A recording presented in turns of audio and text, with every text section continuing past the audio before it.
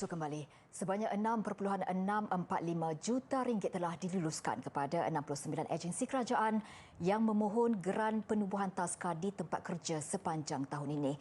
Kementerian Pembangunan Wanita, Keluarga dan Masyarakat berkata ia melibatkan 27 taska baharu dengan nilai 4.015 juta ringgit. Menurut kementerian, dalam jawapan bertulis di Dewan Rakyat, ia termasuk 42 taska sedia ada yang diluluskan geran untuk penyelenggaraan dengan jumlah 2.603 juta ringgit. Bagi menambah bilangan permohonan geran ini, kementerian telah membuka permohonan kepada semua kementerian lain dan kerajaan negeri sejak 22 Disember 2020 hingga 21 April tahun ini. Menurut kenyataan itu, berdasarkan statistik bilangan taska berdaftar terkini adalah sebanyak 5,406. Sekumpulan sukarelawan melakukan khidmat sanitasi dari rumah ke rumah secara percuma khusus bagi meringankan kelompok keluarga yang memerlukan, secara tidak langsung membantu mereka yang terjejas dari segi ekonomi selain membendung penularan COVID-19. Lazimnya perkhidmatan mingguan yang dilakukan setiap malam Jumaat ini disertai lebih 20 sukarelawan.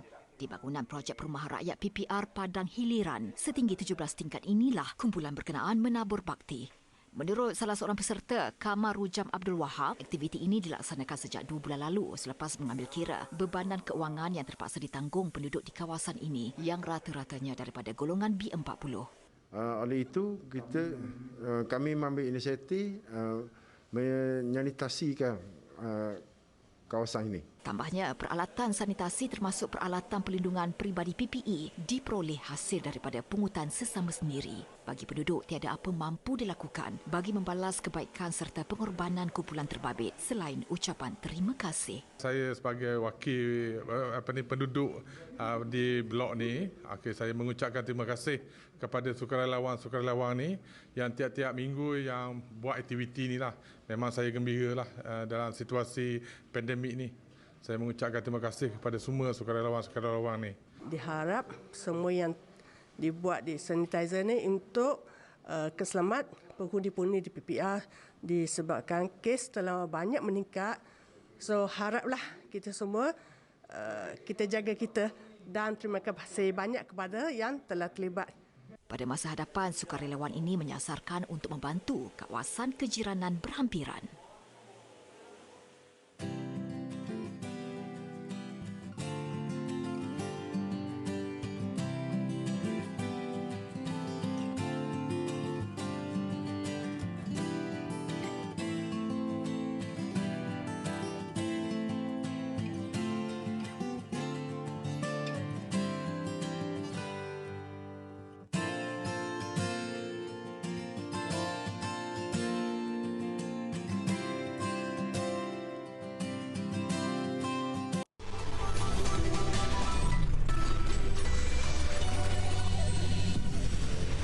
Taiping bakal dijadikan hos bagi aktiviti pelancongan pemerhatian burung atau birdwatching di Perak.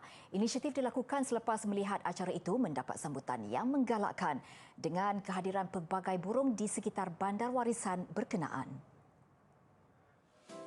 Antara tarikan utama sepasang burung hut-hut yang buat kali kedua menjadikan Taman Tasik Taiping sebagai tempat pembiakan. Katanya, perkara itu amat jarang berlaku sekaligus menjadi tumpuan peminat burung tempatan. Untuk itu, kerajaan negeri merancang untuk menjadikan aktiviti pemerhatian burung hijrah sebagai acara tahunan yang diletakkan di dalam kalender pelancongan Perak peringkat antarabangsa. Siang tadi berlangsungnya perasmian Majlis Penutupan Taiping Bird Week 2021. Terdapat pelbagai burung yang unik di Taman Tasik Taiping dan Bukit Larut iaitu enggang badak, bayanuri dan bangau kendi.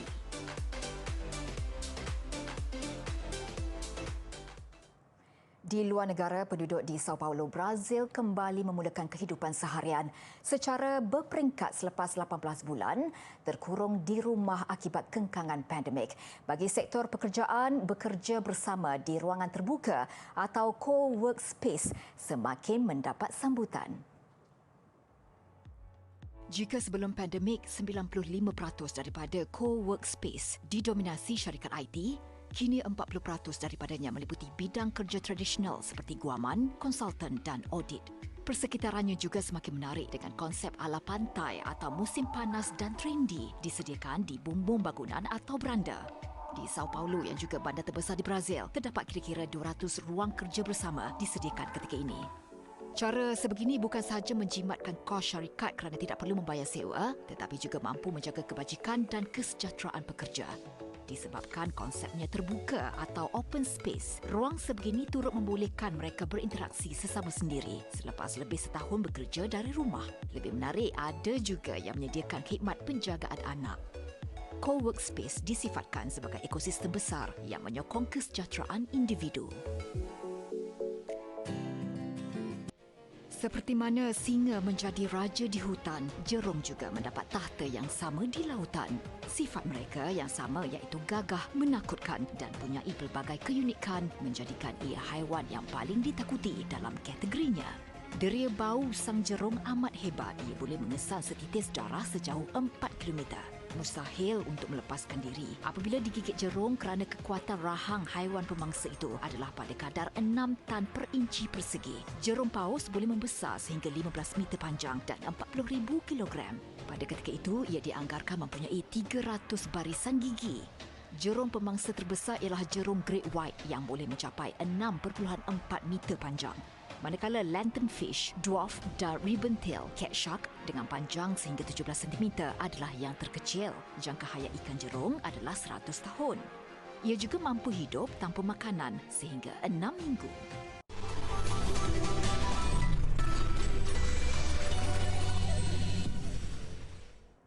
Sukan Pelumba Moto2 Negara Hafiz Shahrin Abdullah mengesahkan akan undur diri daripada saingan berprestij itu bermula musim depan. Pelumba NTSRW Racing GP itu mengakui banyak faktor yang mendorongnya mengambil keputusan drastik tersebut.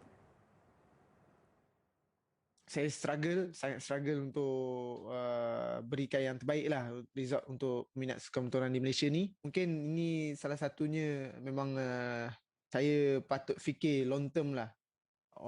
Once saya fikir saya punya future, saya rasa ni kira tahun terakhir saya lah dekat World Championship ni. Sebab saya tak boleh nak teruskan. Saya tahu ramai peminat masih mengharapkan saya stay, tapi ini salah satunya saya terpaksa fikir untuk future saya sendiri. Hafiz juga mengakui kekangan keuangan mengeluarkan perbelanjaan sendiri juga memaksanya mengambil keputusan itu. Hafiz, 27 tahun, belum memikirkan masa depannya selepas ini. Namun tidak menolak kemungkinan beraksi pada kejohanan lain, antaranya Kejuaraan Motosikal Asia ARRC atau Kejohanan Superbike Dunia WSBK. Hafiz mula menyertai MotoGP bermula dengan kelas Moto2 bersama Petronas Raceline Malaysia dari 2014 hingga 2017. Pada 2018, dia beraksi dalam MotoGP bersama pasukan Monster Yamaha Tech3 dan setahun kemudian menunggang untuk pasukan Red Bull KTM Tech3. Sebelum kembali ke Moto2 musim lalu bersama Asper Team dan kini NTSRW Racing GP menjadi pasukan terakhir. Berbaki 3 perlumbaan musim ini, Hafiz di kedudukan 28 keseluruhan mengutip 8 mata daripada 15 perlumbaan. Perlawanan Persahabatan Antarabangsa Tier 1 Harimau Melaya menentang Jordan semalam sekali lagi mendedahkan penyakit lama skuad kebangsaan melakukan kesilapan mudah yang menjurus kemenangan lawan. Memanglah Jordan dalam kelas tersendiri, namun kesilapan pemain negara khasnya barisan pertahanan nyata memudahkan lawan mencipta jaringan besar. Tidak dinafikan berdasarkan ranking dunia, Jordan di tangga ke-95 berbanding Malaysia 154. Sebahagian pemerhati bola sepak, malah peminat tanah air sendiri, tidak menjangkakan Malaysia mampu melakukan kejutan. Namun biarlah tewas lepas menampilkan aksi terbaik. Kekalahan 4-0 juga tidak menggambarkan kekuatan sebenar Jordan sekiranya diperhalusi dengan 3 jaringan lawan berpunca kesilapan pemain pertahanan. Selepas 30 minit bermain penuh disiplin, menyerap asakan lawan, pemain negara gagal mengekalkan rentak, sebaliknya mula tampil dengan aksi kucar-kacir. Jordan membuka jaringan pada minit ke-34 menerusi penyerang kelab Al Jazeera, Ali Olwan, selepas kegagalan benteng pertahanan melakukan halangan segera. Gol kedua Jordan lebih menyerlahkan kerapuhan barisan belakang negara, ketua pasukan Muhammad Aidil Zafan Abdul Razak dan penjaga gol Muhammad Khairul Azhan Muhammad Khalid berlaga sesama sendiri, memudahkan Oday Al-Saifi menolak masuk 3 minit sebelum istirahat. Jordan sekali lagi memanfaatkan kesilapan Harimau Melaya. Kali ini tandukkan ke belakang Muhammad Irfan Zakaria disambar Ali untuk kedudukan 3-0 hanya 2 minit selepas perlawanan disambung. Ali mencipta hat-trick 2 minit kemudian menerusi rembatan mengelirukan. Khairul Azhan menyambut hantaran yang sekali lagi gagal dibaca barisan pertahanan. Jentera tengah skuad kebangsaan turut buntu merangka gerakan yang menyaksikan barisan serangan tidak mendapat lorongan yang boleh memecah benteng lawan. Skuad bimbingan Tan Cheng Ho menamatkan aksi persahabatan di Jordan Sabtu ini berdepan lawan lebih kuat Uzbekistan yang menduduki ranking ke-83 dunia.